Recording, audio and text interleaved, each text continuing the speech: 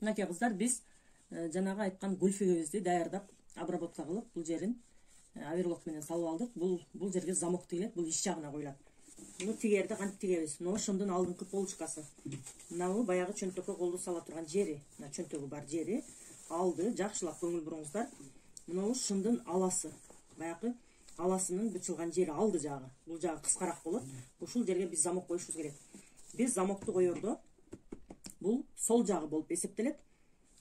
Сол жагына мына гульфикти коебуз. Муну биз мындай болуп туруш керек да бизгечи. Бул гульфикти тигип бүткөнүбүздө бизге мындай болуп туруш керек. Ошон үчүн азыр муну жабыштырып тигебиз. Мына жерин мындай кылып жабыштырып бастырып тигебиз. Андан кийин үстүнө замок тигебиз. Биз мына замокту тигебиз.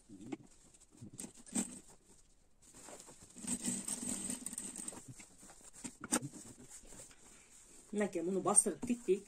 Эми мынтип ачабыз дагы. Ушул жерине строчка беребиз кайра эле. 0,1 строчка берип чыгабыз.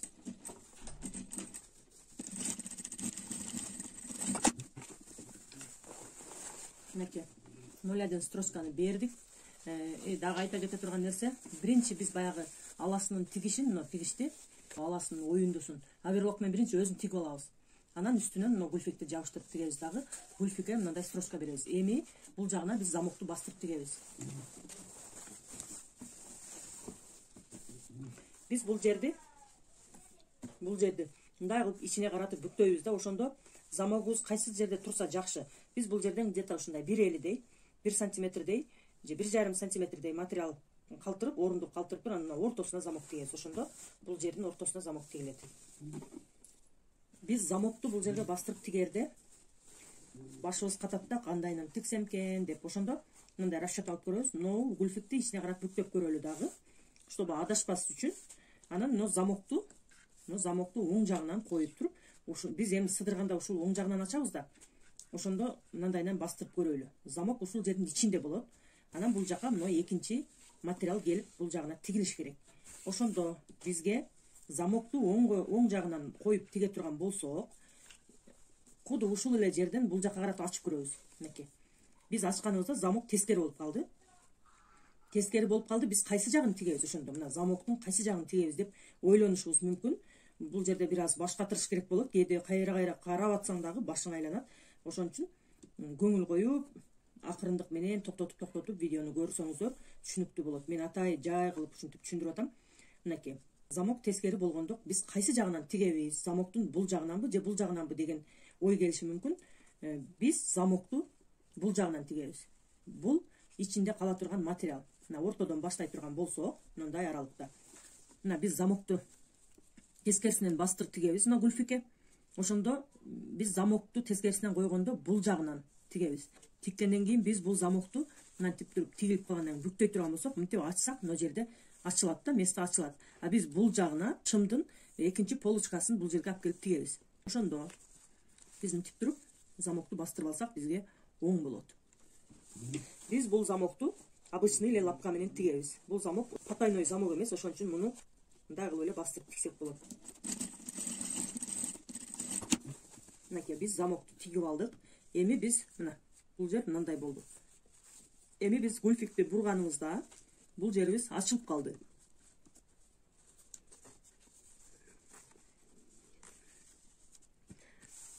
Биз бул жерге мына экинчи детальды алып келип жабыштырышыбыз керек. Бизге бул детальды жабыштырарда мына жердеги аверлокту бүктөп туруп, анан үстүнө 0,1 строчка менен мына замоктун экинчи бетине бастырып тигишибиз керек. Мынакей, ошондо бизде мындай замоктун орду калат. Биз бул жерден мындай кылып туруп, үстүнөн бастырып тигип кетебиз. Бул жер мындай болуп бекилип калат ошондо. Теңдеп алабыз мына өйдө жагын.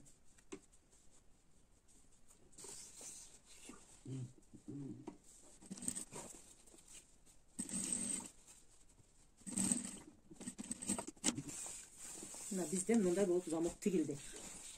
Эми биз бул жерди бул жака бүктөсөк, мына эки шымдын бири-бирине беттештире турган болсо, мына жерде жанагы жер ачык калат. Мына жер. Биз бул жерди эмне кылабыз? Мына жерди бири-бирине беттештирип, билесиздер да бизде мына жерлерде двойнойдон строчка кеткен. Ошон үчүн биз үстүнөн бастырып тиксек боло берет. Себеби биз бул жерди уже аверлокко салып алдык. Бизде бул жерде шымдын мына замок сыдыра турган жердин мына жеринде мындай тоголок болуп тигиш түшөт. Ошол тигишти дагы бир жолу бастырып тигип кетсек болот.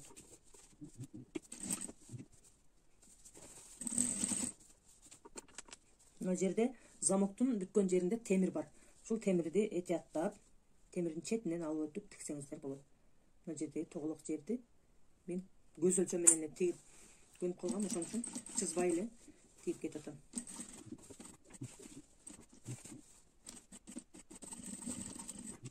Эми ушул жерден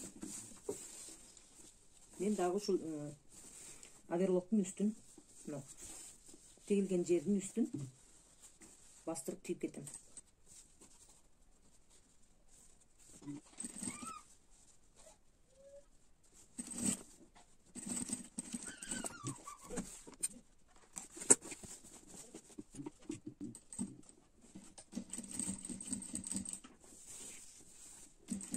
Biz iki katar tigiş beremiz bul жерде.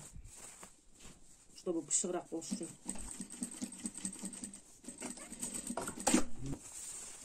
Мынакей. Бизде мына тигиш түштү. Мына тигиш бүттү. Мына замоктун орду бүттү, замоктун мына жерден бүттү. Мына жерден мына аласына чейин двойной строчка берип койдук.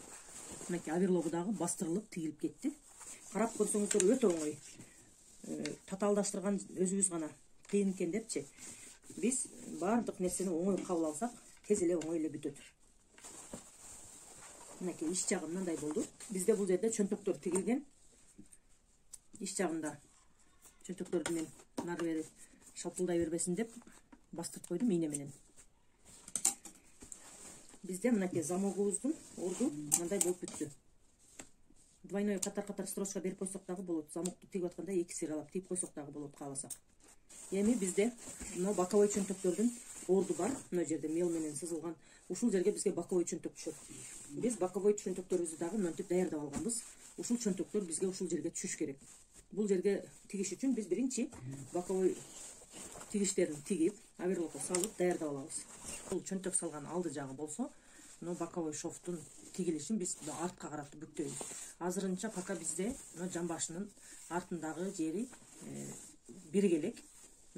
Арканкы жамбаштагы сызыгы гана калды. Боковой шовт бүттү бир жагы. Мына баягы гульфик жери, бул жагында боковой тигиши калды. Шуну мен силерге көрсөтүп кетейин деп тикпей аттым. Мынакей, мына тигиш, мына оверлок мындайдан оңунан берилди. Оверлокту биз мындайдан тигип чыктык. Оңунан. Сөзсүз түрдө оң тигиш болуш үчүн биз көйнөктүн алды жагын үстүнө коюп тигебиз. Эмне тиксек дагы алды жагын үстүнө коюп тигебиз. Бул жерде биз азыр оверлокту тигип бүттүк. Эми ушул тигишти биз, бул оверлоктун оң жагы. Ушул тигишти биз артка кайрып туруп, үстүнөн 0,1 строчка, анан 0,5 мм строчка берип тигебиз. Биз 0,1 строчкабызды жакшы түздөп албасак, ушундай жерлерде бизде сразу эле билинип калат тигишибиздин качествосы. Ошон үчүн сөзсүз биз 0,1, 0,5 строчкаларыбызды дегеле вообще түз тигиштерибиздин баарын оңдоп алганыбыз жакшы. Эгер биз индивидуально заказ алып кийим тиге турган болсок, сөзсүз түрдө тигишибизди оңдоп алышыбыз керек.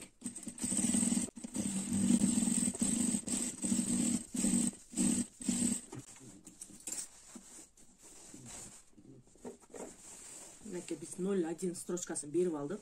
Эми биз 0,5 мм строчкасын беребиз.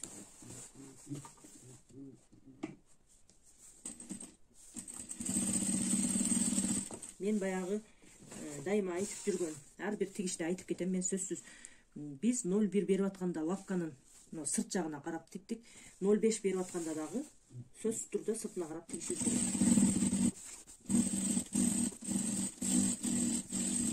Мынакей кыздар, биз мына боковой чөнтөктү тигиш үчүн бизге мына основной чөнтөктөн бир карыш түшүртүп анан тигишибиз керек ортого.